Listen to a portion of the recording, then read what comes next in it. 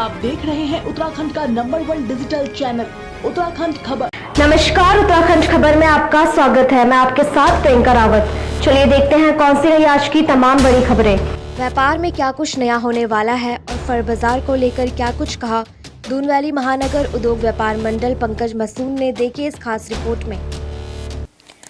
नमस्कार, उत्तराखंड खबर में आपका स्वागत है। मैं आपके साथ प्रियंका रावत और आज हमारे साथ है दून वैली महानगर अध्यक्ष पंकज मसून जी। सर, पहले तो बहुत बहुत स्वागत है आपका उत्तराखंड खबर में।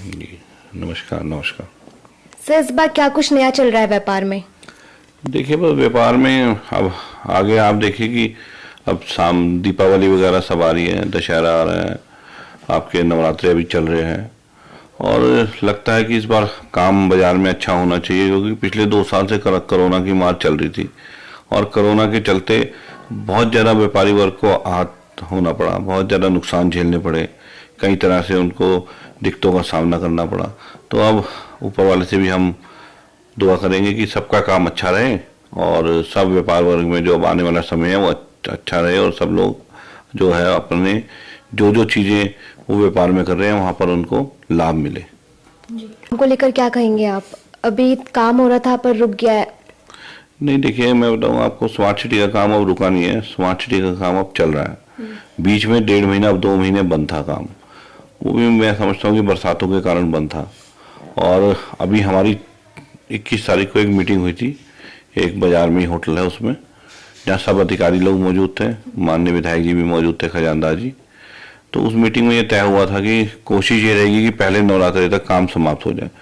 लेकिन दिक्कत ये रही कि बारिश ने 3 दिन जो बीच में बारिश रही उस कारण फिर से थोड़ा सा डिले हो गया और मुझे ऐसी आशा है कि 30 तारीख तक, बहुत ज़्यादा नहीं तो 1 तारीख तक बाजार की सड़कें भी बनने लगेंगी, जैसा मुझे आभास है। क्योंकि आप देखिए दोनों तरफ टाइलें लगभग बीत चुकी है, जो फुटपाथ की टाइलें हैं, और बिजली के जो फीडर बॉक्स वगैरह वो सब लग चुके हैं, उनकी जो लाइनिंग है जो अंडरग्राउंड जा रही है वो सब हो चुकी है। तो अब लगभग बहुत कम काम रह गया, बाकी रह गया हमारे छज्जों का काम है थोड़ा बहुत, जिसमें हमें थोड़ी दिक्कत है। वो छज्जों का काम भी मुझे ऐसा लगता है कि अभी 2 तारीख का टेंडर, क्योंकि 2 बार बीच में टेंडर, जैसे हमें पता चला था कि 2 बार टेंडर हुए और दोनों बार उन टेंडरों में लोगों ने अपनी उपस्थिति दर्ज नहीं करी, जो लोग भी टेंडर लेने वाले, या उसमें वो अपनी जो मानक है वो पूरे नहीं कर पाए। सर, जो फल बाजार है वो लग रहे हैं, उसमें व्यापारी को काफी नुकसान हो रहा है, इसमें क्या कहेंगे आप? देखिए मैं बताऊं, अभी हमने 3 दिन पहले बाजार में धरना भी दिया था इन्हीं फड़ बाजारों को और ये जो अवैध फड़ लग रहे हैं इन सबको, क्योंकि ये जो फड़ माफिया है ये बहुत ज़्यादा सक्रिय हो रखे है बाजारों में और ये लोग बिल्कुल इस तरीके से सक्रिय है कि इन लोगों ने बाजार के जो दुकानदारों का काम है इस कारण बहुत ज़्यादा मंदा कम हो गया है, मंदा भी कहूँगा और कम भी कहूँगा। क्योंकि आप देखिए जो दुकानदार है वो 5-5 करोड़, 4-4 करोड़, 3-3 करोड़ रुपए की दुकानें लेकर के बैठा है, उसके बाद वो रोजगार भी दे रहा है, उसके बाद वो और सारे टैक्सेस भी दे रहा है, चाहे वो जीएसटी के रूप में है, चाहे वो इनकम टैक्स के रूप में है, चाहे वो हाउस टैक्स के रूप में है, बहुत सारी चीज़ें कर रहा है। लेकिन अब क्या परिस्थिति है और इतना माल लगाने के बाद भी क्या परिस्थिति है कि जो फड़ बाजार वाले हैं और जो फड़ माफिया हैं, ये फड़े लगवा करके 1-1 हज़ार रुपये, 1500 रुपये एक फड़ से लेते हैं और लेने के बाद वो फड़ जो लगती है उस फड़ से ना तो सरकार को कोई रेवेन्यू आता है, ना उसका कोई जीएसटी मिलता है। दूसरा, जो वो फड़ों पे सामान बिकता है वो जो सेकंड का माल होता है वो बिकता है। अब मान लो बाजार में दुकानदार फर्स्ट का माल लेके आया कंपनी से खरीद करके, वही चीज सेकंड की माल फड़ पे 20 रुपए की, तो पलटन बाजार जो एक हेरिटेज बाजार है पूरे देहरादून के दिल के बीच में बसा हुआ, आज उसी छवि क्या जा रही है पूरे प्रदेश में कि वहां पर सारा सेकंड का माल बिक रहा है। तो हम चाहते हैं कि वो सेकंड का माल की जो छवि है वो निकल करके उससे उभर करके पलटन बाजार दोबारा अपने पुराने रूप और रंग में आए।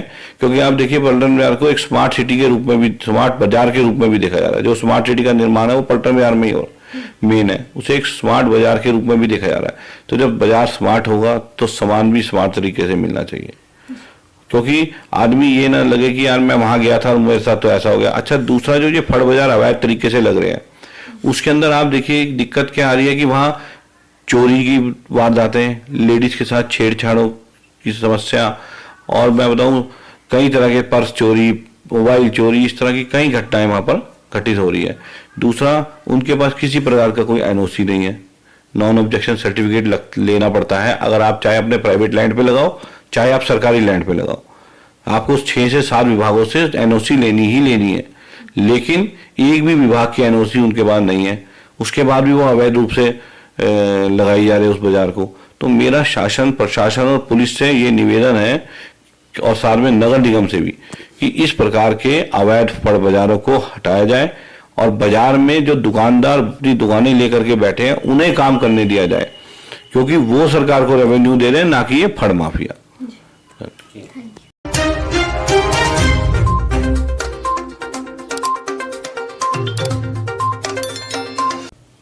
तो ये आज हमारे साथ पंकज मैसून जी थे। ऐसी और शख्सियत से हम आपकी मुलाकात कराएंगे। तमाम खबरों के लिए देखते रहिए उत्तराखंड खबर। कैमरा पर्सन किशोर रावत के साथ प्रियंका रावत की रिपोर्ट।